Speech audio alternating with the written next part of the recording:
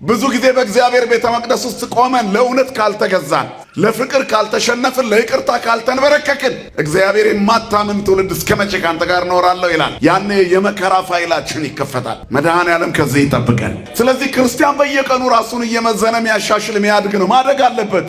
በአይምሮ በመንፈስ በቅድስና ማደግ አለበት። ኃጢአትን መተው አለበት። በየቀኑ መለወጥ አለበት። በሂደት የእግዚአብሔር መሆኑን እስኪያረጋግጥ እስኪበቃ መታገል አለበት። እስከ መጨረሻ መታገል ነው ክርስትና። የክርስትና ሃይማኖት ውጊያ አለበት። ድል ግን እናደርጋለን። ማን ስላለ ከኛ ጋራ? እግዚአብሔር ስላለ ከኛ ጋራ። ውሃ ጠጭኝ አላት። ማን ነው የጠማው? እርሱ ነው እሷ ናት? ንገሩኝ እስኪ። እየሰማችሁ ነው? የጠማው ማን ነው? በትክክለኛው መሰረታዊ ሐሳብ እሱ ነው እርሷ ናት? ውቅያኖስን በመሃል እፍኙ የያዘ የባህርን ጥልቀት የመጠነ ወንዞችን የፈጠረ የሚመላለሱበትን ቦዮችና መንገዶች ያሰመረላቸው ኩልል ያለ ውሃ እንዲፈስ የሚፈቅድ ከሰማይ ዝናባትን የሚያወርድ የአርግ ደመናተ ማጽናፈ ምድር ወብረቅ ወገብረ መብረቀ ለጊዜ ዝናብ ተብሎ የተነገረለት በዝናብ ጊዜ መብረቅን የሰራ ደመናትን በትኖ ከድኖ ቀዝቃዛ ውሃ የሚያፈስ የዝናማት ፈጣሪ ውሃዎችን በፍኙ የሰፈረ እግዚአብሔር ውሃ ስጭኝ አላት። ማን ነው የተጠማ? ውሃ በእጁ የያዘ ወይስ ገና መቅጃ ይዞ የሚንከራተት? እሷ የተጠማ እሱ እንደሆነ አሰበች። አንዳንድ ጊዜ ለቤተ ክርስቲያን ገንዘብ ስንጠየቅ እግዚአብሔር ቸግሮት ለራሱ ይመስለናል። ለእኛው ነው የምንጠየቀው። ይገርማል። ውሃ ጠጭኝ ያላት ውሃ ላይ ያጠጣት ነው። የሕይወት ውሃ ሊሰጣት ከሆድ የሚፈልቅ የሕይወት ውሃ። ከቀን ጨለማ ይጠብቃችሁ ይላሉ። እንደሱ ቢሉት ይሄኛው አምፖሉ ብቻ ስለጠፋባቸው ነው። ውስጣቸው እኮ ብሩህ ነው። ዋናው የቀን ጨለማ በአዲስ ኪዳን ውስጥ ሆኖ በሞት አገልግሎት መመላለስ። ዋናው የቀን ጨለማ የኦርቶዶክሳዊ ተዋህዶ ልጅ ሆኖ ያለ ይቅርታ መኖር። ዋናው የቀን ጨለማ ከጸበል አጠገብ ተቀምጦ በደዌ መሰቃየት። እውር የሚያበራ ለምጻም የሚያነጻ ጸበል ጓሮአችን ፈልቆ መቅደሱ አጠገባችን ጋር ሆኖ እግዚአብሔር ታምር እያደረገ እኛ ከነበሽታችን ስንኖር ይሄ ስቃይ ነው። ብዙ ጊዜ በእግዚአብሔር ቤተ መቅደስ ውስጥ ቆመን ለእውነት ካልተገዛን፣ ለፍቅር ካልተሸነፍን፣ ለይቅርታ ካልተንበረከክን እግዚአብሔር የማታምን ትውልድ እስከ መቼ ካንተ ጋር እኖራለሁ ይላል። ያኔ የመከራ ፋይላችን ይከፈታል። መድኃኔዓለም ከዚህ ይጠብቀን። ስለዚህ ክርስቲያን በየቀኑ ራሱን እየመዘነ የሚያሻሽል የሚያድግ ነው። ማደግ አለበት። በአይምሮ በመንፈስ በቅድስና ማደግ አለበት። ኃጢአትን መተው አለበት። በየቀኑ መለወጥ አለበት።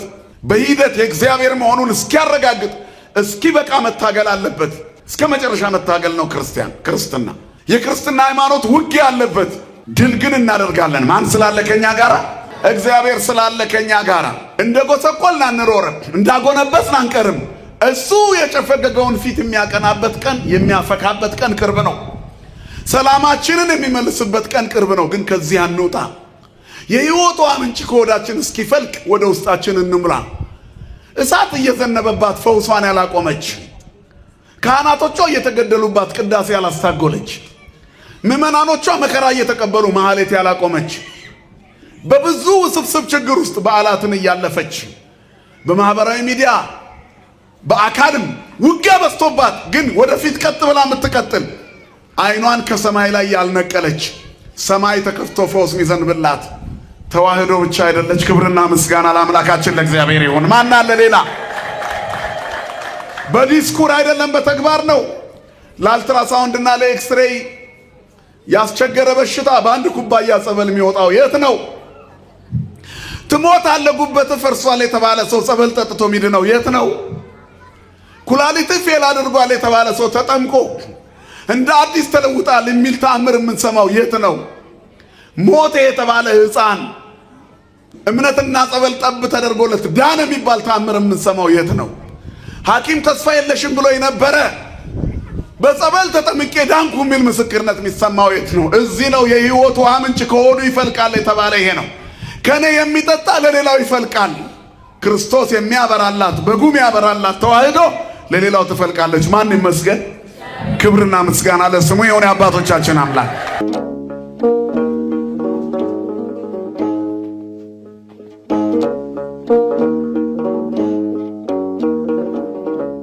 በስመ አብ ወወልድ ወመንፈስ ቅዱስ አሐዱ አምላክ አሜን። ሰላም ገብርኤል መልአክ በላይ ለማርያም ዛይረፈ ከመእዜኑ ህዳተ ወአኮ ትሩፈ እግዚአብሔር ሀበኒ ሲሳይ ልቡና መጽሐፈ ወአፉ የሙሴ ለእመኮነ ጸያፈ ጰራቅሊጦስ አሮን ይኩነኒ አፈ። ወደ እመቤታችን የመጣውን ታላቁን የምስራች የትውልዱን ብስራት የአዲስ ኪዳኑን መልእክት አምልቼና አስፍቼ ሳይሆን በጎልዳፋ አንደበቴ እንድመሰክር መንፈስ ቅዱስ ለእኔ አንደበት ለሁላችንም ደግሞ ሰሚ ጆሮና አስተዋይ ልቦና ይሁነን። ከምንም በላይ አጽናኝ የሆነውን የእግዚአብሔርን ድምፅ ለመስማት በዕለተ ሰንበት በማለዳ ገስግሳችሁ በእግዚአብሔር ቤት በመቅደሱ የተገኛችሁ የእግዚአብሔር ልጆች፣ አባቶች፣ እናቶች፣ ወንድሞች፣ እህቶች፣ ሕፃናት እስከ ሞት ድረስ በወደደን በመድኃኒተ ዓለም በኢየሱስ ክርስቶስ ፍጹም ፍቅር እንደምን አደራችሁ? እንደምን ሰነበታችሁ?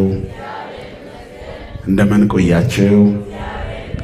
ለባህርዮ ሽረት ለመንግስቱ መልፈት የሌለበት የዘመን ዘመናት ባለቤት የጨለማችን ብርሃን የሞታችን ትንሣኤና የትንሣኤያችን በኩር ከሞት ወደ ሕይወት ከርኩሰት ወደ ቅድስና ያሸጋገረን የደከመ ጉልበታችንን በፍቅሩ ያደሰልን ዘወትር የሚራራልን አባት ድካማችንን አይቶ የሚረዳ እስራታችንን የሚፈታ ስብራታችንን የሚጠግን ፍቅሩ ከእናት ልጅ በላይ ውድ የሆነ መድኃኒተ ዓለም ኢየሱስ ክርስቶስ ስሙ ለዘላለም የተመሰገነ ይሁን። ለዓለም ሕዝብ ሁሉ የተስፋ ምንጭና የድኅነት ማስገኛ የሆነች እግዚአብሔርን የምናይባት የሕይወት መስታወታችን፣ ስለ አምላክ የምንነጋገርባት ቋንቋችን፣ የምህረት እናት ንግሥት የፍጥረት ሁሉ እመቤት ቅድስተ ቅዱሳን ንጽሕተ ንጹሐን ሰዓሊተ ምህረት አቁራሪተ መዓት እናታችን ድንግል ማርያም ስለ አማላጅነቷ ስለ እናትነቷ ስሟ ለዘላለም የተመሰገነ ይሁን። ጻድቃን ሰማዕታት፣ ቅዱሳን መላእክት ሁሉ እንደየክብራቸውና እንደየሞገሳቸው ክብርና ምስጋና ይድረሳቸው።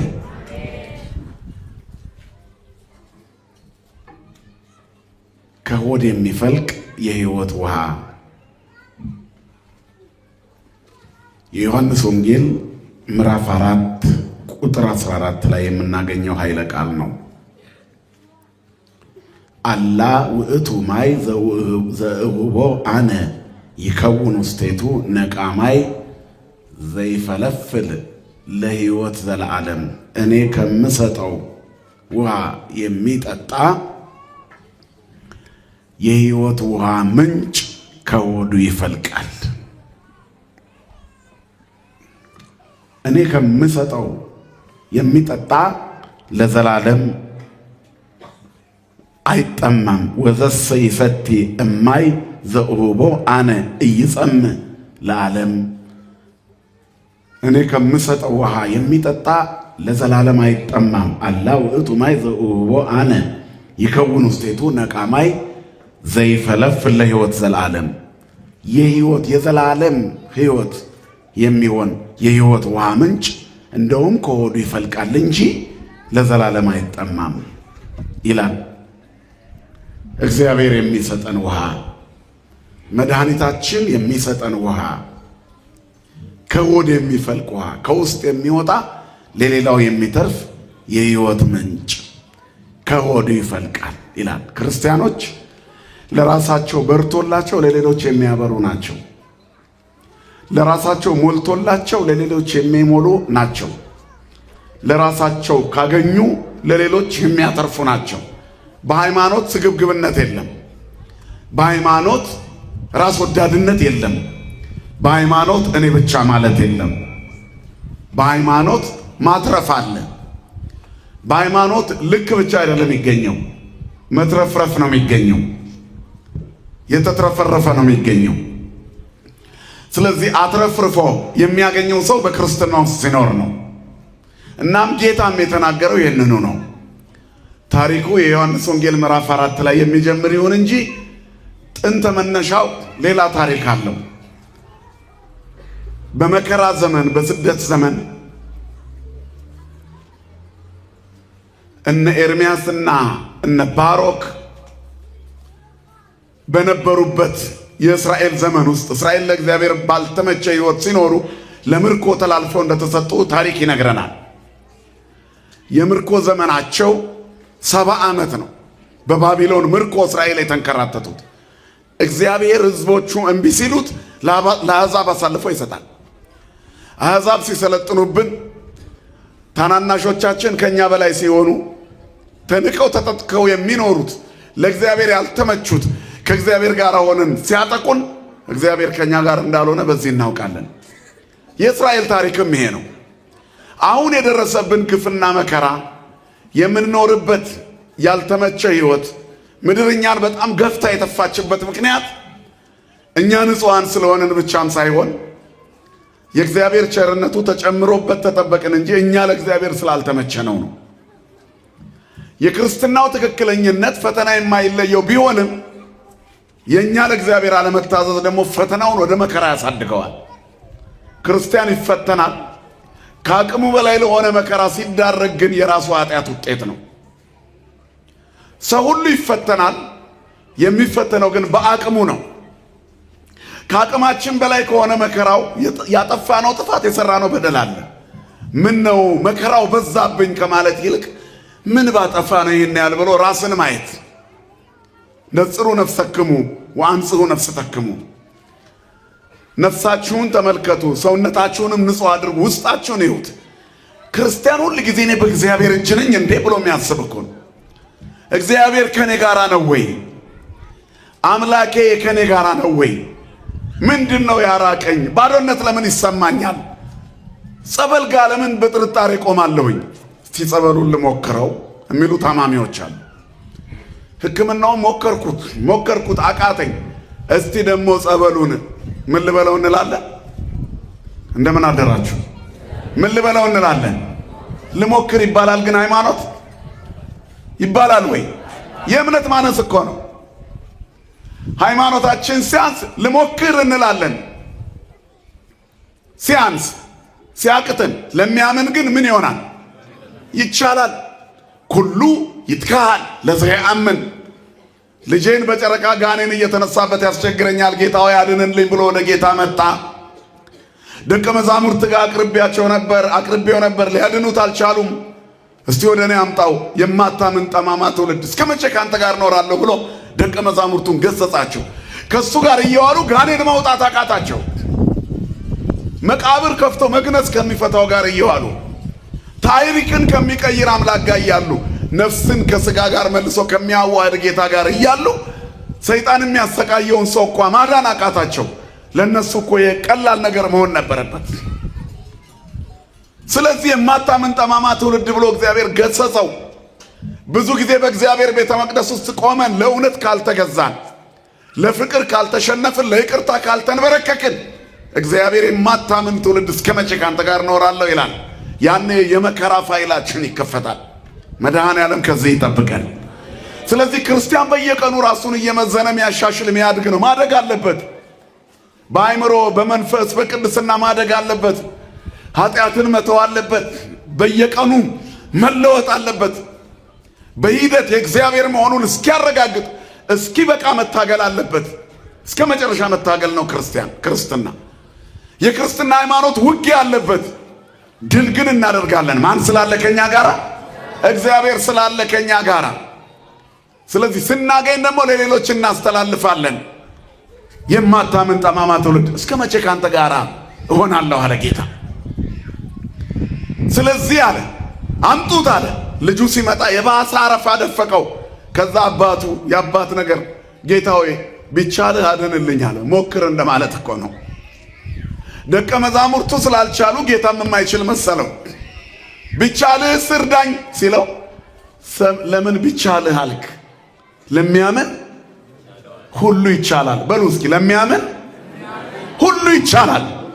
አዎ ለሚያምን አንበሳው ድመት ይሆናል። ለሚያምን አንበሳው የበግ ግልገል ይሆናል። ዳንኤል ስለሚያምን የራባቸው አንበሶች እንደ እንስሳ እያሸተቱ ታደሩ፣ አልበሉትም።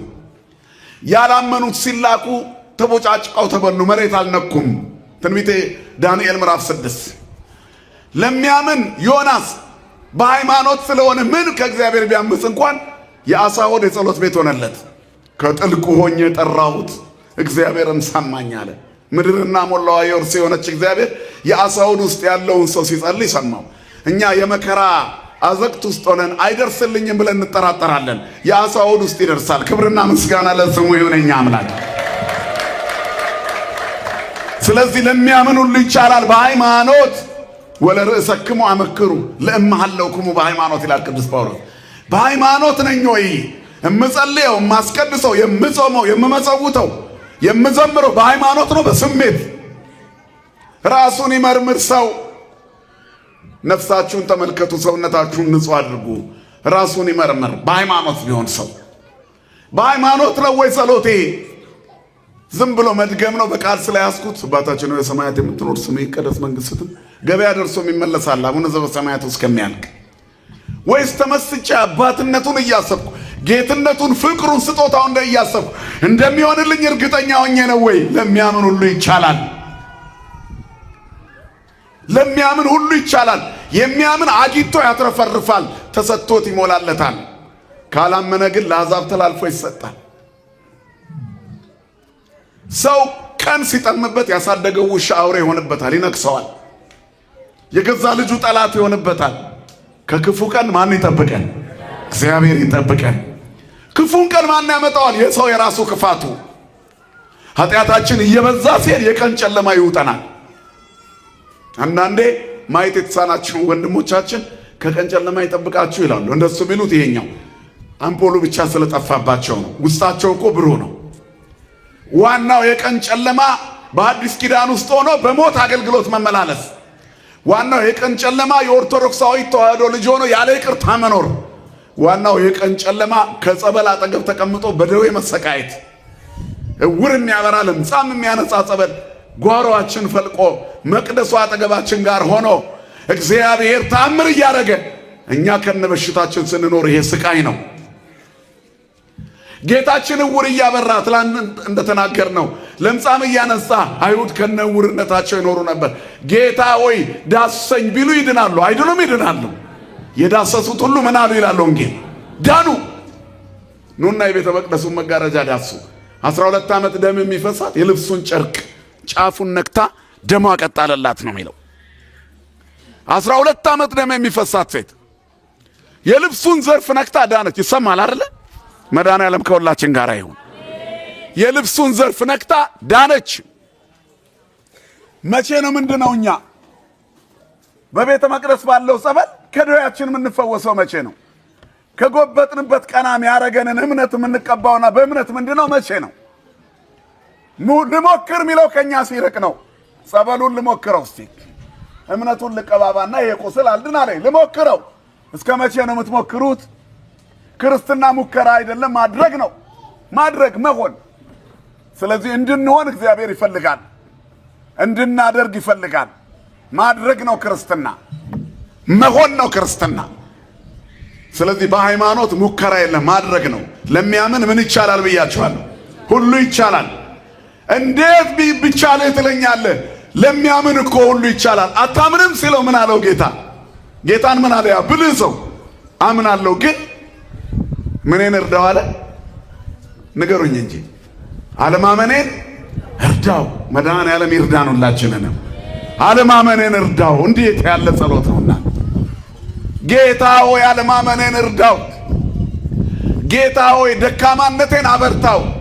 አምናለሁ እኮ ግን ይቻለም እየጎተተችኝ ነው። ወደ አንተ ሳበኝ፣ ፍቅርህ ያሙቀኝ በሉት እግዚአብሔርን።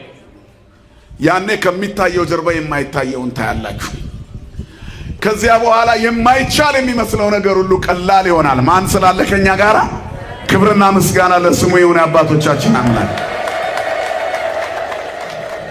ጌታችን መድኃኒታችን ኢየሱስ ክርስቶስ ከይሁዳ ወደ ገሊላ ሲሄድ በሰማርያ በኩል ማለፍ ግድ ሆነበት ይላል። በሰማርያ በኩል እያለፈ እያለ ያዕቆብ ለልጁ ለዮሴፍ ያስቆፈረው ጉድጓድ በዚያ ነበረ። በገሪዛንና በጌባል ተራራ መካከል የተዋበች የሴኬም ሸለቆ አለች። ለምለም ቦታ ያዕቆብ ያስቆፈራት ምንጭ አካባቢውን እርጥብ ያደረጋት የሴኬም ሸለቆ ስር ጉድጓድ አለች። ስለደከመው እዚያ ቁጭ አለ። የማይደክመው አምላክ። ዛሬ የተነበበው ወንጌል ይሄ ነው። የማይደክመው አምላክ ሊያበረታን ደከመ። የማይራበው አምላክ ሊያጠግበን ተራበ። ከጾመ በኋላ ምን አለ ይላል ወንጌል? ተራበ። የማይጠማው አምላክ ሊያረካን እሱ ተጠማ። ተጠማው አለ መስቀል ላይ። እኛ ልንሆን የሚገባንን ነገር ሁሉ ስለኛ እርሱ ሆነ። ክብርና ምስጋና ለስሙ ይሁን። ሁሉን ሊያደርግልን በሥጋ ተገለጠ። የሁሉ አባት የሁሉ መድኃኒት ዓለምን በእጁ በመሃል እጁ የያዘ አሐዜ ዓለም በእራሁ ይላል። ኩሉ ውስተ እዴሁ ዓለም በእጁ በጣቱ ያለች እግዚአብሔር የታምራት ባለቤት ሁሉን ማድረግ የሚችል ወደ ላይ ቀና ሳይል ዝናብ ማምጣት የሚችል በመናገርም በዝምታም በገቢርም መስራት የሚችል እግዚአብሔር በሁሉም እኮ ይሰራል። በአርምሞ በነቢብ በገቢር ይሰራል። ዝም ብሎ ምድሪቷን በቀዝቃዛዋ ማፍለቅለቅ የሚችል እስራኤልን በበረሃ ቀዝቃዛዋ ያጠጣ ጌታ በዚያ በበረሃ እንዳይደክማቸው ደመና ያነጠፈ አምላክ ደክሞት የተዋበችው የሴኬም ሸለቆ አጠገብ ያለችዋ ሲካር በምትባል ልዩ ስፍራ ውሃ ጉድጓድ ቁጭ አለ ነው የሚለው የዛሬ ወንጌል። አንዲት ሴት ውሃ ልትቀዳ መጣች ከሰማርያ። ደቀ መዛሙርቱ ምግባቸውን ሊገዙ ሄደው ነበር። ቀትር ነበር። በዚያ ሰዓት ሴት ልጅን ስራ ተሸክማ አትመጣም። ያቺ ሴት ግን ከሰው ተሸሽጋ ጭር ባለ ሰዓት ሁሉም ወደ ቄው ሲከተት ጥላ ፍለጋ ሲሮጥ፣ እሷ ግን በጠራራ ፀሐይ ስራ ይዛ መጣች። መከራ ሲበዛ ብቸኛ ያደርጋል። ሳምራዊት ናት። ሰማርያዊት። ሳምራውያን ምን ይባላሉ? ግማሽ ከእስራኤል ግማሽ ከአሕዛብ የተጋቡ ናቸው። ቅድም ብያችኋለሁ። እስራኤል በእግዚአብሔር ላይ ሲያምፁ 70 ዓመት ተቆጣች ነው። ዘመነ ፄዋዌ፣ የምርኮ ጊዜ፣ የመከራ ጊዜ ወደ ባቢሎን ተማርከው ሄዱ።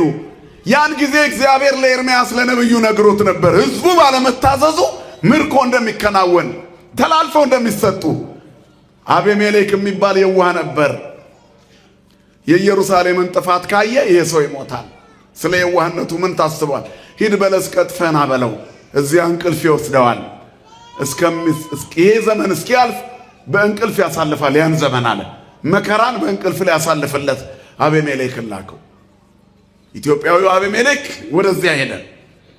በለሷን ቀጥፎ ደሟ የሚንጠባጠብ ወተቷ ገና የሚፈሰውን በለስ በሙዳይ ውስጥ ከተተና በጣም እንቅልፍ ተጫጫ ነው። ተኛ። 66 ዓመት ተኛ።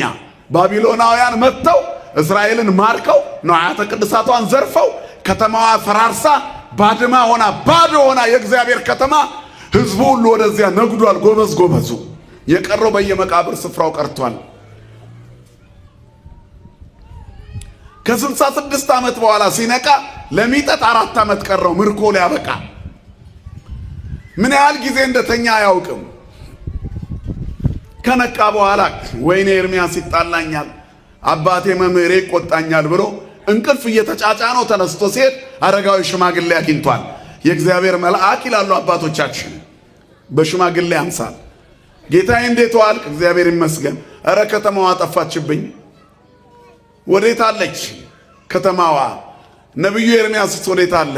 እንዴ ከተማዋ ከፈረሰች ኢየሩሳሌም ከፈራረሰች እኮ ቆየች። እንዴ ብዙ ዓመት እኮ ነው። አንተ ለኢየሩሳሌም እንግዳ ነህ እንዴ? ንዋያተ ቅድሳቶቿ ሁሉ እኮ ፈልሰዋል። ጎበዞቿ ተማርከዋል። ይህን እንዴት አታውቅም አለው። ኧረ ተው ነቢዩ ኤርምያስ አሁን ቅድም ነው የላከኝ። ከእንቅልፌ ተነስቼ 1 ሰዓት እንኳ አልተኛውም። ምን ነካ አንተ ሰው? ባቢሎን ከወደመች 60 ዓመት አልፎታል።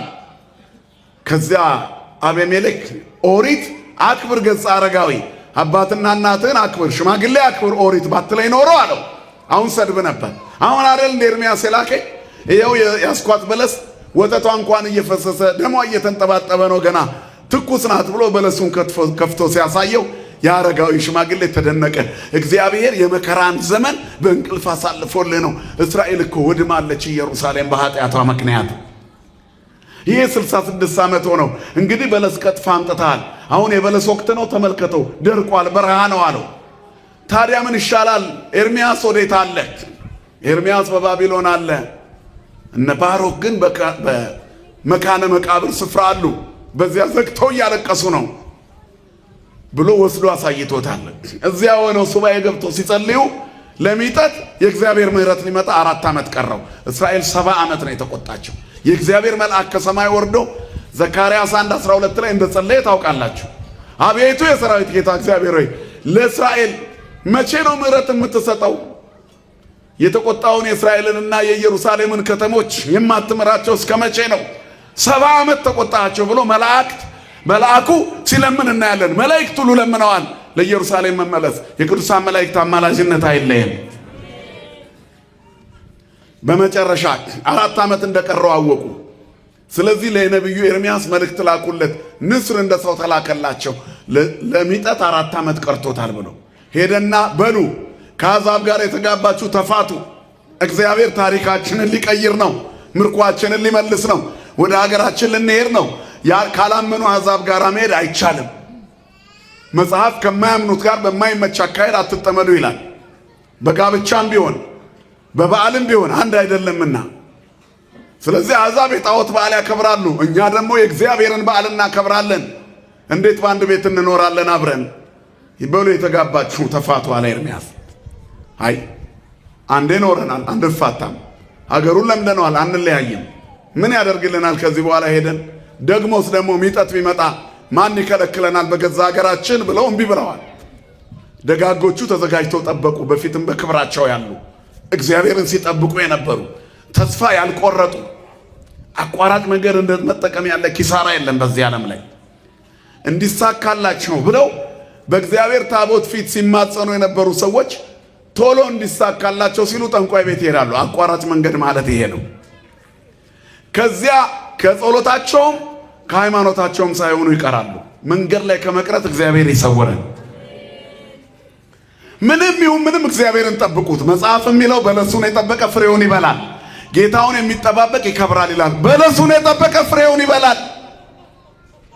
እግዚአብሔርን ጠብቁት። በጊዜው ይሰራል። ቢዘገይ የሚቀድመው የለም። ይመጣል። በሰዎች ካላንደር አይሰራም። እግዚአብሔር ልክ ነው። እግዚአብሔር ሲመጣም ሲዘገይም ሲቀርም ልክ ነው። ስሙ የተመሰገነ ይሁን። ስለዚህ እኛ እንቸኩላለን እንጂ እግዚአብሔር ደግሞ አይዘገይም። በእኛ የመጠበቅ ስሜት ውስጥ ነው መዘግየት የሚገለጸው። እግዚአብሔር ሁሌ ልክ ነው። አሁን ጊዜው ደርሷል ተባሉ። 4 ዓመት ከሞላ በኋላ ኤርምያስ ተነሱ እንሂድ ብሏቸዋል። የተፋቱት ራሳቸውን የጠበቁ ከአሕዛብ ጋር ያልተነካኩት ደጋጎቹ ተከተሉት። እነዚህ አብረን ካልመጣን አሉ። አሕዛብ ደግሞ ምን አሏቸው? አይ አንዴ ከኛ ጋር ኖራችኋል፣ ተጋብታችኋል። እንግዲህ እግዚአብሔር ተመለሱ ብሏቸው ብትመለሱ እንኳን ከኛ ጋር ቤተሰብ ሆናችሁ የለ የልጆቻችሁና የሚስቶቻችሁ አገር ነው፣ እዚሁ ኑሩ ብለው ለመኗቸው። አይ ሀገራችንን ሳንገባ አንቀርም ብለው ወጡ። ከዚያ ወደ ኢየሩሳሌም ሊደርሱ ጥቂት ሲቀራቸው ኤርምያስ እነ ባሮክን ይዞ ገጥሟቸዋል። ተረቱ። አይ እንግዲህ ተሸነፍን ብለው ሊመለሱ ሲሉ ሲመለሱ ባቢሎናውያን እንደ ቆዩ ስንላችሁ እምቢ ብላችኋል፣ ስለዚህ ተመለሱ አሏቸው። ከእስራኤልም ከዚያም ሳይሆኑ መሃል ላይ ቀሩ። ሰመርናሃ ብለዋልና ሳምራውያን ተባሉ። ምድሪቷን በእነሱ ስም ሰማርያ ተባሉ። በዚያች ተወስነው መኖር ጀምረዋል። ስለዚህ በዚያ እየኖሩ እያለ ነው እንግዲህ አዲስ ኪዳን የመጣው። አይሁድና ሳምራውያን አይተባበሩ። በምንና በምን? በጋብቻና በበዓል አንድ አይደሉም። እነዚያ ኦሪትን ብቻ ይቀበላሉ። እነዚህ ትንቢተ ነቢያትን ሁሉ ሲቀበሉ መጥተዋል አይሁዳውያን። አሁን ጌታ ከይሁዳ ወገን የተወለደ እንደሆነ ባለባበሱም እያስተማረ ከዚያ እንደሆነ ይታወቃልና በዚያች ጉድጓድ አጠገብ ሲቀመጥ የመጣችው ሳምራዊት ሴት ገና ስታየው አይሁዳዊ መሆኑን አውቃለች። ውሃ ጠጭኝ አላት። ማን ነው የጠማው? እርሱ ነው እሷ ናት? ንገሩኝ እስኪ። እየሰማችሁ ነው? የጠማው ማን ነው? በትክክለኛው መሰረታዊ ሐሳብ እሱ ነው እርሷ ናት? ውቅያኖስን በመሃል እፍኙ የያዘ የባህርን ጥልቀት የመጠነ ወንዞችን የፈጠረ የሚመላለሱበትን ቦዮችና መንገዶች ያሰመረላቸው ኩልል ያለ ውሃ እንዲፈስ የሚፈቅድ ከሰማይ ዝናማትን የሚያወርድ የአርግ ደመናተ ማጽናፈ ምድር ወብረቅ ወገብረ መብረቀ ለጊዜ ዝናም ተብሎ የተነገረለት በዝናብ ጊዜ መብረቅን የሰራ ደመናትን በትኖ ከድኖ ቀዝቃዛ ውሃ የሚያፈስ የዝናማት ፈጣሪ ውሃዎችን በፍኙ የሰፈረ እግዚአብሔር ውሃ ስጭኝ አላት። ማን ነው የተጠማ? ውሃ በእጁ የያዘ ወይስ ገና መቅጃ ይዞ የሚንከራተት? እሷ የተጠማ እሱ እንደሆነ አሰበች። አንዳንድ ጊዜ ለቤተ ክርስቲያን ገንዘብ ስንጠየቅ እግዚአብሔር ቸግሮት ለራሱ ይመስለናል። ለእኛው ነው የምንጠየቀው። ይገርማል። ውሃ ጠጭኝ ያላት ውሃ ሊያጠጣት ነው። የሕይወት ውሃ ሊሰጣት፣ ከሆድ የሚፈልቅ የሕይወት ውሃ። እሷ ግን አላወቀችም። ዘረኝነቷ በውስጧ አለ። አሁን ቅድም የነገራችሁ የታሪክ ቁርሾ ቂም በውስጧ አለ። ስለዚህ ምን አለች? አንተ አይሁዳዊ ስትሆን እንዴት ከኔ ከሳምራዊት ውሃ ትጠይቃለህ? ትጸየፉን የለ እንዴ እናንተ ነው። አጠማጠሙን አለባበሱን አይታለች፣ አነጋገሩን አይታለችና የሚለምንሽ ማን እንደሆነ ብታውቂ ኖሮ አንቺ ራስሽ ውሃ በለመንሽው ነበር። የጠየቅኩሽ ጠምቶኝ ሳይሆን የጠማሽ አንቺን አይቼ ነው።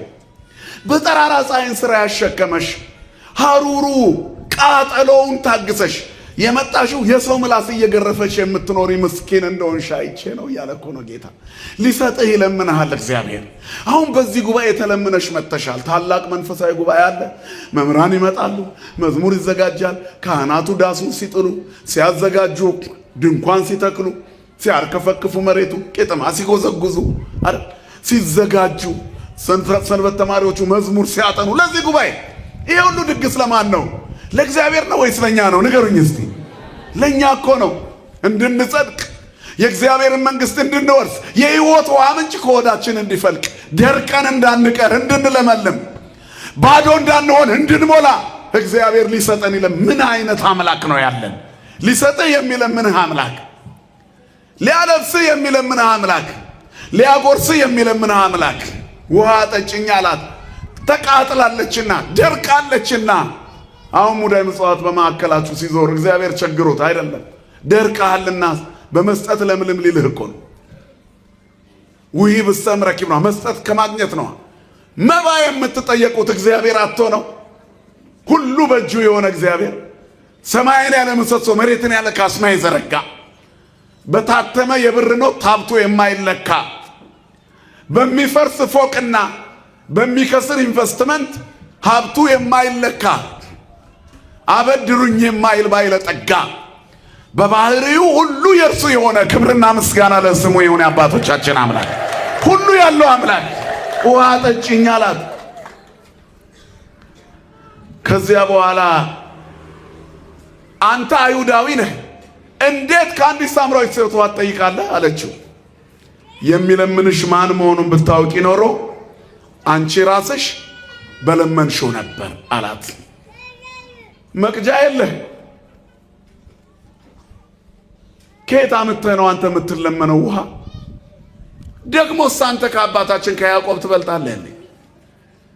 እሱና ልጆቹ ከብቶቹም ከዚህ ጠጡ አለችው። ታሪክ አዋቂ ናት። ኦሪት ተቀብለዋል፣ 5ቱን ኦሪት ሳምራውያን። ስለዚህ የአባታችን ያዕቆብ ጉድጓድ ነው አለች። አዎ ያዕቆብ ከዚህ ውሃ ጠጥተዋል፣ ግን ሞተ። ልጆቹም ጠጥተዋል፣ ሞቱ። ከብቶቹም ጠጥተዋል፣ ሞቱ። እሱም ልጆቹም ጠጥተው ያልተሻገሩበት ውሃ ነው። ውሃ አያሻግርም። እኔ የምሰጠውን ውሃ የሚጠጣ ግን ከዚህ ውሃ ሁሉ ቢጠጣ ሁሉም ይጠማል፣ ይሞታል። መተሽ ነገ ሌላን ስራ ተሸክመሽ ትመጫለሽ። እኔ ከምሰጠው ውሃ የሚጠጣ ግን ለዘላለም አይጠማም። ወዘሰ ይሰቲ የማይዘውቦ አነ እይጸምለ ዓለም። የማንጠማበት እርካታችን፣ የማንራብበት እንጀራችን፣ የማንታረዝበት ልብሳችን፣ የማንከስርበት ትርፋችን፣ የማናጣው የዘላለም በረከታችን እርሱ ነው መድኃኔዓለም። ክብርና ምስጋና ለስሙ ይሁን። አባቶቻችን አምላክ ለሁሉ የሚሰጥ ባለጸጋ ከሱ ምንም የማይጎድልበት ያለ መከልከል ሰጪ ያለ መንፈግ ለጋስ። ሰው ኖሮት ንፉግ ይሆናል። ንፍገት ማለት እያሉ መሰሰት ማለት ነው። መንፈግ እርሱ ሁሉ በእጁ ነው፣ አይሰስትም። ለምንድን ነው ሰው የሚነፍገው? ያልቅብኛል ብሎ ይፈራል። እግዚአብሔር ምን ያልቅበታል? የሚሰስት የሚያልቅበት ነው። የማያልቅበት ሰጪ ነው። የማያበድሩት ባለጸጋ፣ ከዚህ የሚጠጣ ሁሉ ይጠማል፣ እኔ ከምሰጠው ለዘላለም አይጠማም። ከዚያ በኋላ ደነገጠች እና ያዕቆብ ከዚህ ጠጡ፣ እሱና ልጆቹ ከብቶቹ ሞቱ። እኔ ግን ምሰጠው አለ ከሆዱ ይፈልቃል። ወዘሰ ይሰቲ እማይ ዘእሁቦ አነ ኢይጸም ለዓለም፣ ለዘላለም አይጠማም እኔ ከምሰጠው ውሃ የሚጠጣ አለና አላ ውእቱ ማይ ዘእሁቦ አነ ይከውን ውስቴቱ ነቃማይ ዘይፈለፍል ለሕይወት ዘላለም፣ ውስጡ ለዘላለም የሚፈልቅ የውሃ ምንጭ ይሆናል። ምንድነው የሕይወት ውሃ? ጌታ ሰጣችኋል ያለው የሴትዮዋን ታሪክ ለጊዜው እዚህ ጋር እናቁመውና እግዚአብሔር የሚሰጠን ከሆድ የሚፈልቀው የሕይወት ውሃ ምንድነው? ከእግዚአብሔር የሚገኘው ነገር ምንድነው? ለሌላ የሚፈልቅ ስለ ውሃ ብቻ ነው ይሄ ታሪክ የተነገረው ወገኖች። በብርጭቆ ስለሚጠጣ ውሃ ብቻ ይመስላችኋል? እኔ ከምሰጠው የሚጠጣ አይጠማም። ስለ ሕይወት ምንጭ፣ ስለ ሕይወት ነው፣ ስለ መዳን ነው የሚናገረው የኛ ጌታ መድኃኔዓለም። ከእኔ ከዳናችሁ በኋላ አትታመሙም። በእኔ ካመናችሁ በኋላ የዘላለም ሕይወት አላችሁ። ልጁ ያለው ሕይወት አለው ይላል መጽሐፍ። ከሰማይ በታች እንድንድንበት የተሰጠን ድንግል የሰየመችበት ስም ኢየሱስ የሚለው ስም ነው። ከስም ሁሉ በላይ የከበረው ስም ስመ እግዚእነ ኢየሱስ ክርስቶስ እስተ የአቢም ኩሉ ስም። የጌታ የኢየሱስ ክርስቶስ ስም ከስም ሁሉ በላይ የከበረ ነው ይላል የቤተ ክርስቲያናችን መጽሐፍ።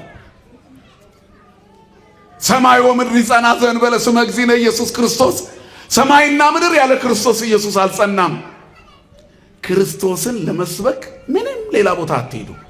ሙልት ታርጋ የምትመሰክረው ተዋህዶ ናት። ክብርና ምስጋና ለአምላካችን ይሁን። ስድስቱ ማየ መሳብክት ይኮነ ወይነ ዘእንበለ ስመ እግዚእነ ኢየሱስ ክርስቶስ። የስድስቱ ድንጋይ ጋኖች ውሃ ያለ ክርስቶስ ስም ወይን አልሆነም። ድንግል ማርያም በአማላጅነቷ ያጣፈጠችው ሕይወት በክርስቶስ ስም ነው የተለወጠው። እሷም መታ ወኩሎ ዘይቤለክሙ ግበሩ የሚላችሁን አድርጉ አይደል ያለችው? አብም ከላይ የሚላችሁን አድርጉ አለ። በሥጋ የወለደችው እናቱና የባሕርይ አባቱ አንድ አይነት ምስክርነት ሰጡን። እኛም የተዋህዶ ልጆች ጉልላታችን አድርገነው በክብሩ አማላጅ አይደለም ተማላጅ ነው፣ ፍጡር አይደለም ፈጣሪ ነው፣ ከሦስቱ አካል አንዱ አካል እርሱ እግዚአብሔር ነው ብለን እናመልከዋለን። ክብርና ምስጋና ለስሙ ይሁን። ክርስቶስ እሱ ነው። ስሙ ከማር ወለላ ይልቅ የሚጣፍጥ ስመ እግዚእነ ኢየሱስ ክርስቶስ እሰይጥዕም እምአሮ ሶከር። የጌታ ኢየሱስ ክርስቶስ ስም ከማርና ከስኳር በላይ ይጣፍጣል። ማዕረሰ ወሶከረሰ ወሶበ ይበልዑ ይጸግቡ። ስመ እግዚእነ ኢየሱስ ክርስቶስ ይጸገብ። ማርና ስኳር ተበልቶ ይጠገባል፣ ስሙ አይጠገብም። የማይጠገብ ስም የመቅደሳችን ጉልላት የድንግል ልጅ የአብ ባሕርይ ልጅ መድኃኔዓለም ነው። ክብርና ምስጋና ለስሙ ይሁን። አታውቁትም ይሉናል። ከማወቅ አልፈን እናመልከዋለን፣ እንመካበታለን። ንሕነሰ ኦርቶዶክሳውያን ንትሜካ በዝንቱ ስም። እኛ ኦርቶዶክሳውያን ይላል ግብረ ሕማማት በዚህ ስም እንመካለን። አልጫነታችን የጣፈጠበት ስም፣ ጎደሏችን የሞላበት ስም፣ ጨለማው የበራበት ስም፣ ሐዘን ትካዜያችንን የሚያስወግድ ስም፣ ከስም ሁሉ በላይ የከበረ ስም። ጡመ ስም ለዘይጼውዖ ህብስተ ሕይወት ለዘይበልዖ ጽዋዐ መድኃኒት ለዘይጸምዖ ለዘይሰትዮ። ለተጠሙት የመድኃኒት ጽዋ፣ ለሚጠጡት የመድኃኒት ጽዋ፣ ለሚመገቡት የሕይወት ጣፋጭ ምግብ፣ የሕይወት የዘላለም ምግብ። እኔን ያገኘ ሙሉ ይሆናል ነው መልእክቱ። ግልጽ ነው አይደል ወገኖች? እንደ ፀሐይ ግልጥ ያርግላችሁ። የሕይወት ውሃ ምንጭ፣ ከሆድ የሚፈልቅ ምንጭ ራሱ ክርስቶስ ነው። ሰው የእግዚአብሔር ሲሆን ከውስጡ የሚወጣው ነገር ሁሉ እግዚአብሔራዊ ነው ማለት ነው፣ መንፈሳዊ ነው። እርስ በራሳችሁ ስትፋቀሩ የኔ እንደሆናችሁ ዓለም ይለያችኋል። የማን እንደሆንን እናስታውቃለን። ጴጥሮስ ራሱን ሊሸሽግ ሞከረ። ታስታውቃለህ እኮ አትደበቅ አሉት አይደል? በዚያ በሊቀ ካህናቱ ግቢ ክርስቶስ በጥፊ ሲመታ ዝም ሲል አይ ይሄ ነገር ወደ እኔ ይዞራል ብሎ ፈራ። ዓለምን በእጁ የያዘ እግዚአብሔር በፈጠረው ዓለም ውስጥ የበደለውን ሰው ሊያድን ሊክስ ወደዚህ ዓለም በሱ ፋንታ ሲመጣለት ሰው በጥፊ መታው ያን ጌታ። አይ ይሄ ነገር ከባድ ነው አለ ጴጥሮስ። አንተ ከሱ ጋር ነበር ካሉት አይደለሁም ሲል አነጋገርህ እኮ ያስታውቃል። እዚህ ድረስ ተለውጧል። ማስታወቅ አለብን። የተዋህዶ አርማችን በተንጠለጠለ መስቀል ብቻ አይደለም፣ በሚኖር መስቀላዊ ህይወት መንጸባረቅ አለበት። ትልቅ መስቀል አድርጎ ቲክቶክ ላይ ሲደንስ ታዩታላችሁ። ዛር እንዳለበት ሰው አረፋ ሲደፍቀው ታዩታላችሁ። የኃጢአትን ጥግ ለመስራት ሲሮጥ ታዩታላችሁ። በወፍራም ክር ትልቅ መስቀል፣ እሱ የወንበዴው መስቀል ነው፣ የጌታ መስቀል አይደለም። የጌታ መስቀል ያሰክናል፣ ትዕግስተኛ ያደርጋል፣ ወደ ዝማሬ ነው የሚመራው፣ ወደ መንፈሳዊ አገልግሎት ነው የሚመራው፣ ለእግዚአብሔር በተመቻቸ ስፍራ ላይ ነው የሚያቆመው። የማን ስለሆነን እኛ የማን ነን? እግዚአብሔር የማን ነው? የኛ። ስለዚህ የእግዚአብሔር መሆናችንን መለየት አለብን። ከሕይወት ውሃ ምንጭ መጠጣት፣ ከማይነጥፈው ምንጯ የሕይወቱን ውሃ ምንጭ። ይህንን ማን ትሰጣለች? ጉልላቷ ያደረገች ቤተ ክርስቲያን። የማይቋረጥ ትምህርቷ በእኛ ውስጥ መፍሰስ አለበት። የቅዳሴው ዜማ በውስጣችን መንቆርቆር አለበት። ተዋህዶ ማለት መጽሐፍ ቅዱስን ማህሌት አድርጋ የምትቆም ሙሉ ሌሊት፣ ሰዓታት አድርጋ የምትማጸንበት ሙሉ ሌሊት፣ ወንጌል አድርጋ ስትሰብከው የምትውል ሙሉ ቀንና ሌሊት፣ ምህላ አድርጋ የምትማጸንለት ሰርክ ወነግ ያለማቋረጥ፣ መዝሙር አድርጋ የምትዘምር ሙሉ ቀንና ሌሊት። ክብርና ምስጋና ለአምላካችን ለእግዚአብሔር ይሁን። ከሆድ የሚፈልቅ የሕይወት ውሃ ምንጭ ቤተ ክርስቲያን ማናት? ቤተ ክርስቲያን ህንፃው፣ ማይበረ ምእመናን፣ ግለሰቡ አይደል? በእኔ የሚያምን እኔ ከምሰጠው የሚጠጣ ዳግመኛ አይጠማም። ቤተ ክርስቲያን ጠምቷት አታውቅም። ሌሎች የክርስቲያን ድርጅቶች ነን የሚሉ ሰዎች ከዚች ቤት ይዋሳሉ። ይኸው መዝሙሩ መከራችንን አለ መከራችንን እኮ ነው የሚያሳዩ። በከበሮና በጸናጽል የዘመርነውን በጊታርና በኪቦርድ በቃ ሲዘፍኑበት ይውላሉ። ይሄ እኮ የኛ ድርሰት ነው። የማትወዷት ቤተ ክርስቲያን መዝሙር ነው። ተዉ ሲባሉ ኬት እናምጣ? የለንም። ያለ መቀላወጥ የማትኖረዋ ተዋህዶ ብቻ ናት። ምንም ወስዳ ማታቅ እየሰጠች የምትኖር። ክብርና ምስጋና ለአምላካችን ይሁን። ከኔ የሚጠጣ አይጠማም ብሏላ። ከሱ ነዋ የሞላችሁ፣ አትጠማም ተዋህዶ። ሌሎቹ ለምን የኛን መዝሙር ይዘምራሉ? ደረቅ ነዋ፣ እርሻቸው ደረቅ ነው። ክርስቶስ የለበትማ። ከዚህ የሚጠጣ ሁሉ ይጠማል። ገና ወደ አዲስ ኪዳን አልመጡም። ስሙ መነገጃ እንጂ መኖሪያ አይደለም ሌላ ቤት። እኛ ቤት ግን ከኔ የሚጠጣ የሕይወት ውሃ ምንጭ ከሆዱ ይፈልቃል። ቤተ ክርስቲያን ከክርስቶስ የጠጣችውን ታጠጣናለች። በጸበሉ፣ በእምነቱ፣ በጸሎቱ፣ በቅዳሴው የምትንቁት ካህን ሲንፈራፈር የዋለውን አጋንንት ያደረበትን ሰው ገዝቻለሁ ቁም ሲለው ይቆማል። አያችሁ፣ ያ ያደፈው ካህን ጌታን አያውቀውም የተባለ በክርስቶስ መስቀሉን ከመሸከሙም በላይ ለሌላው ይተርፋል። የሕይወት ውሃ ምንጭ ከሆዱ ይፈልቃል። ክብርና ምስጋና ለአምላካችን ይሁን። ይሄ ያለው ተዋህዶ ውስጥ ነው። ባካችሁ ይቺ ቤተ ክርስቲያን ትክክል ለመሆኗ 1 ሚሊዮን ማስረጃዎች አሉን። ትክክል ላለመሆኗ አንድ ተጨባጭ ማስረጃ የለም። ከኔ የሚጠጣ አይጠማም ብቻ አይደለም፣ ሌላውን ያረካል፣ ለሌላው ይተርፋል። ለሌላው የሚተርፍ ይሄው እርሱ ነው ብሎ የሚሰጥ። ዛሬ ወርሃዊ በዓል ቢሆንም የእመቤታችን ልደታ ነው። ስሟ የተመሰገነ ይሁን። እርሷ ስትወለድ ሊባኖስ ተራራ ላይ ደጅ ነው የተወለደችው። በምን? በስደት። ከመወለዷ በፊት በእናቷ ማኅፀን እያለች ሳሚናስ የሚባል የእናቷ አጎት ሞተ። ትወደው ነበርና ያሳደጋት ሐና ሄዳ የሳሚናስን አስክሬን አቅፋ ስታለቅስ ሆዷ ስለነካው ያን የሞተ ሰው ተነሳ። ለማያምን ተረት ሊመስል ይችላል። በመጽሐፍ ቅዱስ ላይ ሁለተኛ ነገሥት ምዕራፍ 13 ላይ ኤልሳዕ የተባለ እግዚአብሔር ነብይ ሞተ። ሲሞት ቀበሩት። ከሞዓብ የመጡ አደጋ ጣዮች አንድ ጎበዝ ገደሉ። የተገደለባቸው ሰዎች ወስደው የሞተውን ሰው የኤልሳዕ አጥንት ጋር አስነኩት ይላል። የኤልሳዕን አጽም ሲነካ ሰውየው ከሞት ተነሳ። መጽሐፍ ቅዱስ ነው የሚለን። ክብርና ምስጋና ለአምላካችን ይሁን። እንኳን ኤልሳዕ ነብይ ቀርቶ ኤልሳዕን ነብይ ያደረገ መድኃኒት የምትወልድ እናት ከዚህ በላይ ትችላለች? አትችልም። ግልጽ እኮ ነው። ለሰው የማይቻል ለማን ይቻላል? ለእግዚአብሔር። ተነሳና ሳሚናስ ሰገደ ይላል። ሰገደ፣ ተደነቀ። ምን አየህ አሉት አይሁድ። በማኅፀኗ የያዘችው ተአምር ነው። ሐና ምክንያቱም መላእክት ሲያመሰግኗት አይቻለሁ። ከሷ የሚወለደው ዓለምን የሚያድን ነው። ትልቅ መቅደስ የሐና ማህፀን ውስጥ አለ አለ። ክብርና ምስጋና ለአምላካችን ይሁን። በማህፀን ሐና መጸነሷ በራሱ የእናቷን ማህፀን አለምልሟል። ጽንሰትኪ መራአረጊት ወለአረጋዊ ከብካቡ እንተ ተሐደሰ ብኪ ለእግዚአብሔር ርዙተ ሕዝቡ አለ አባ ጽጌ ድንግል። መጸነስሽ አረጋዊቷን እናትሽን ሙሽሪት አረጋት፣ ገና ልጅ። ሽማግሌውን ደግሞ ወደ ጫግሎ የሚገባ ጎበዝ ሙሽራ አደረገው። አባትሽን ኢያቄምን እናትሽና አባትሽ በስተርጅና ወለዱሽ። አንቺስ ለወንጌላውያን ኩልነ ዘኮነተነ ምስካየ፣ እርሷ ደግሞ ለወንጌላውያን ለሁላችን መጠጊያ ሆነችን። ስሟ ለዘላለም የተመሰገነ ይሁን። እሷ ያ ታላቁ ብርሃን ፀሐይ ክርስቶስ በማኅፀኗ ተጸነሰ። በርቶላት ብርሂት ያደረጋትን ክርስቶስ ለእኛ ሰጠችን አይደል? ቃና ዘገሊላ ላይ ይሄው ታላቁ ብርሃን በእኔ ማኅፀን የተገለጠው ብርሃን፣ የኔም ብርሃን ለእናንተም ያብራ። የኔ ልጅ የእናንተ ፈጣሪ፣ የኔ ፈጣሪ አምላኬ ለእናንተም አምላክ ነው። የኔ መድኃኒት የእናንተም መድኃኒት ነው። የኔ ሕይወት የእናንተም ሕይወት ነው። ከአፈር የተሰራነን ሁላችንም። ስለዚህ ይኸው መድኃኒቱ አለች እመቤታችን።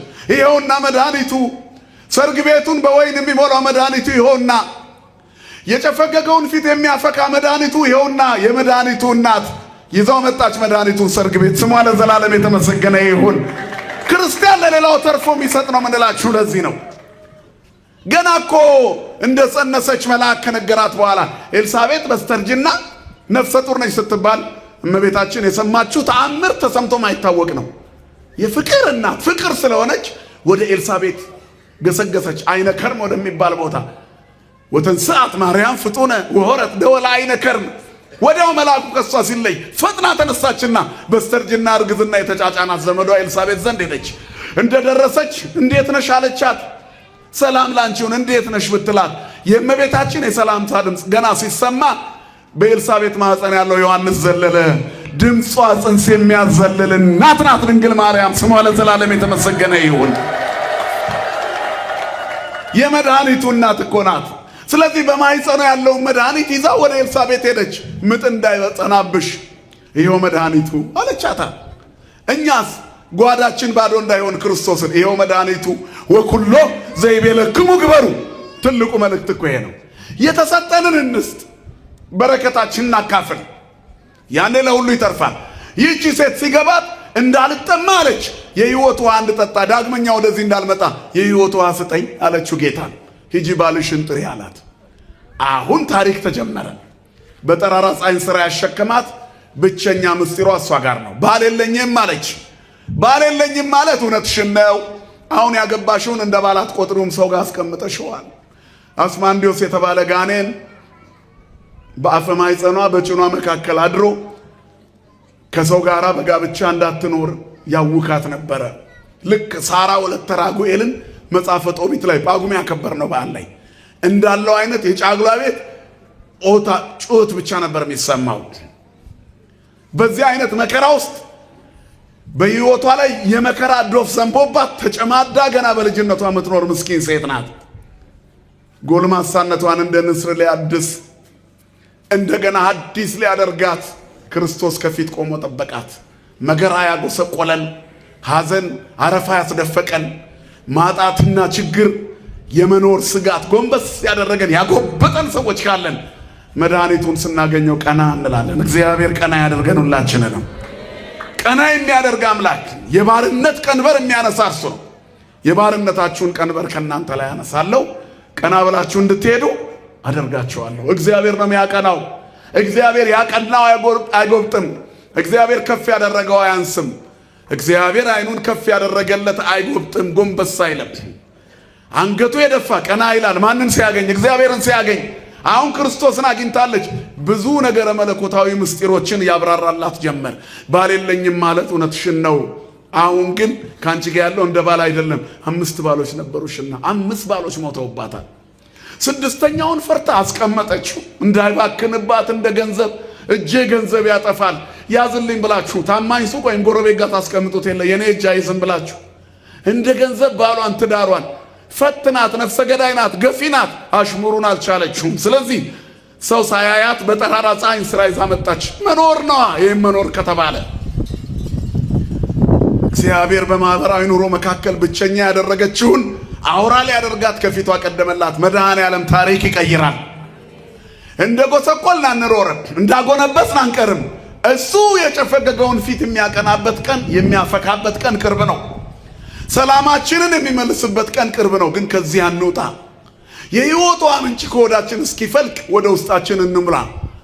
እሳት እየዘነበባት ፈውሷን ያላቆመች፣ ካህናቶቿ እየተገደሉባት ቅዳሴ ያላስታጎለች፣ ምዕመናኖቿ መከራ እየተቀበሉ ማህሌት ያላቆመች፣ በብዙ ውስብስብ ችግር ውስጥ በዓላትን እያለፈች፣ በማህበራዊ ሚዲያ በአካልም ውጊያ በዝቶባት ግን ወደፊት ቀጥ ብላ የምትቀጥል፣ አይኗን ከሰማይ ላይ ያልነቀለች፣ ሰማይ ተከፍቶ ፈውስ ሚዘንብላት ተዋህዶ ብቻ አይደለች። ክብርና ምስጋና ለአምላካችን ለእግዚአብሔር ይሁን። ማን አለ ሌላ?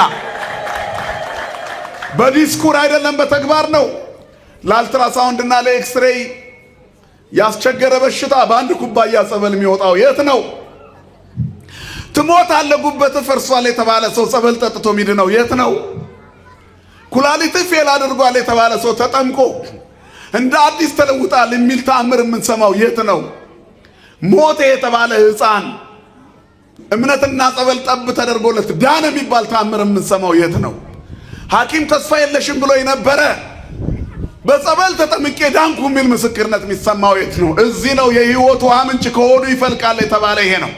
ከኔ የሚጠጣ ለሌላው ይፈልቃል። ክርስቶስ የሚያበራላት በጉም ያበራላት ተዋህዶ ለሌላው ትፈልቃለች። ማን ይመስገን? ክብርና ምስጋና ለስሙ የሆነ አባቶቻችን አምላክ።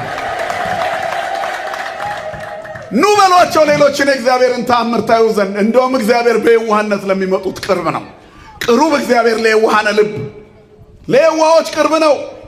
የመሸባቸውን ያነጋላቸዋል፣ ያጡትን ይመልስላቸዋል፣ ምርኳቸውን ይሰበስባል። ብቻ ፊታቸው ወደ እግዚአብሔር ይመለስ። የተመለሱ በብዙ ይቅርታ ይሞላሉ። ተመለሱና በሕይወት ኑሩ። የሟችን ሞት አልፈቅድም ይላል እግዚአብሔር። ተመለሱና በሕይወት ኑሩ። ሞት ማለት ጥርጣሬ ነው። ሞት ማለት ክፋት ነው። ሞት ማለት መናፍቅነት ነው። ሞት ማለት ክህደት ነው። ከዚች ሃይማኖት ወጥቶ ሕይወት የለም። ሞታ ለነፍስ ርይቅም እግዚአብሔር፣ የነፍስ ሞቷ ከእግዚአብሔር መራቅ ነው። ሰው ከእግዚአብሔር ከተለየ በሕይወት አይኖርም። ስለዚህ ማን ይኑር ከኛ ጋር? አቤቱ እንዳልጠማ የሕይወቷ ስጠኝ አለች። በጠራራ ፀሐይ ሥራ መሸከም ወገቤን አግብጦታል። ግድ የለሽም፣ እሱ አይደለም ለሌላው ትፈልቂያለሽ።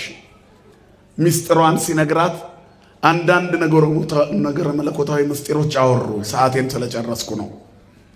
ስለዚህ ወደ ውስጥ ወደ ጥልቀት እየገባ ሲነግራት ምን አለችው? ነብይ እንደሆንክ አያለው አለችው። ከዚያ ትንሽ ቆይታ ምን አለች? ክርስቶስ የሚባል መሲህ አለ አለች። ኦሪትን ተቀብላለችና እሱ ሲመጣ ሁሉን ይነግረናል አለች። አሁን የሚያናገርሽ እሱ ነው። ገመናሽን የሸፈነ ሐዘን ትካዜሽን ያራቀ የደከመ ጉልበትሽን አሁን በፍቅሩ ያደሰ አጠጭኝ ብሎ እያጠጣሽ ያለ ስጭኝ ብሎሽ ግን አንቺ ስትከራከሪው የሕይወት ውሃ ምንጭ ከሆድሽ እንዲፈልቅ እየሰጠሽ ያለው እሱ ነው አላት። ተናግራ ሳትጨርስ ከእሱ ጋር ስታወራ ፍካቷ መጥቷልና መከራዋ ተወግዷልና አጋንንቱ ተለይተዋታልና ሰው እግዚአብሔርን ሲቀርብ አጋንንት ይርቁታልና ፊቷ ፈካ። ተወችውን ስራውን ረሳች። ቀጥታ ወደ ከተማ ሄደች። ንዑ ከመትራዩ ብእስ የዘነገረኒ ኩሎ ዘገበርኩ፣ ያደረግኩትን ነገር የነገረኝን ሁሉ ሰው ታዩ ዘንድ ኑ እንዳይ ለእመውቱ ክርስቶስ፣ እሱ ክርስቶስ ይሆን እንጃ የሆንኩትን ሁሉ ነገረኝ አለች። ይቺ ሴት ምን አገኘች? ይቺ መበለት ስትሮጥ አይተዋታል። እንደ ሰባ አንበሳ ስትዘል አይተዋታል። እንደ ንስር ክንፉ እንደታደሰ ንስር ኃያሎን አይተዋታል። የተጨማደለችው ሴት ፈክታ፣ የጠወለገችው ሴት ለምልማ፣ ባዶዋ ምልኢት ሆና ማንን ስላገኘች? ወገኖች መድኃኔዓለም በቤታችን ይግባልን። እግዚአብሔር ሲገባ ባዶ ይሞላል። የተቆረጠው ይቀጠላል። የኮመጠጠው ይለሰልሳል፣ ይፈካል። እግዚአብሔር የተቆረጠውን ይቀጥላል። ኢሳይያስ 10:25 የሰራዊት ጌታ እግዚአብሔርም በምድር ሁሉ መካከል ያለቀና የተቆረጠ ነገር እንደገና ይቀጥላል። ሰው አንድን ሁለትን አራት ያደርጋል። እግዚአብሔር ባዶነትን ሙሉ ያደርጋል። ሙሉ ሆነች። ምን አግኝታ ነው ብሎ ህዝቡ ሰብሰብ ብሎ ጠበቃት። አደባባዩ ላይ ቆመች። ቆማ እኮ አታውቅም እዛ ጋር ማንን ስላገኘች። እግዚአብሔርን ስታገኝ ትቆማለህ በሙሉ ልብ። ምክንያቱም ሰውን የሚያስቦነብሰው የሚያስፈራው የሚያጎብጠው ኃጢአት ነው። ቀጥ ብላ ቆመች። ያደረግኩትን ሁሉ የነገረኝ ታዩ ዘንድ ነው። እሱ ክርስቶስ የሆነና አለች። ሰው ሙሉ ሲሆን ይፈካል። ጉዱ ሲነገረው ሙሉ ይሆናል። ህመም የለብህም ተብለ የባሰ ታማ አታውቅም። ኤክስሬው ኤምአርአዩ ሙሉ ምርመራ ተደርጎ ኢንዶስኮፒ አልትራሳውንድ የሚባሉ እነዚህ ዘመናዊ ህክምናዎች ሁሉ ተደርገው አንተ ግን አሞሃል። ምንም ህመም አይታየኝም ካለ ዶክተሩ ከዛ በላይ ህመም የለም። እቺም ሴት ህመሟን ሳታውቅ በስቃይ የምትኖር ናት። አገባሽ ስትባል ሞተባት፣ አገባሽ ሲባል ሞተባት፣ አገባሽ ሲባል ሞተባት። ከየት ይገኝ ይሄ ህመም? ያለምንም ምርመራ ነቅሎ የሚያጠፋው ጠበቃታ። ክብርና ምስጋና ለስሙ ይሁን። ህመምን ከነሰንኮፉ የሚነቅል አምላክ፣ ታሪክ የሚቀይር መድኃኒት። ከዚያ በኋላ ተመልሰው መጡ ይላል የሰማርያ ሰዎች። ጌታ ሆይ ከሷ ከሆዷ የህይወቷ ምንጭ እንዲፈልቅ ያደረግ ለኛም ተሞላ ከኛም ይፍለቃሉ። እስከ ምሽት ድረስ አስተማራቸው። ለሷ የዘነበው ለነሱም ተረፈ። ከኛ ያገኘነው ለሌሎች እንዲተርፍ እግዚአብሔር በእምነታችን ያጽናል። ክርስትና ጽናት ነው። ስለዚህ ንስሐ ነው፣ ስጋ ወደሙ ነው። በዚህ ህይወት ውስጥ በዚህ ሃይማኖት ውስጥ በጽናት ከቆየን ከኛ ለሌላ ይተርፋል።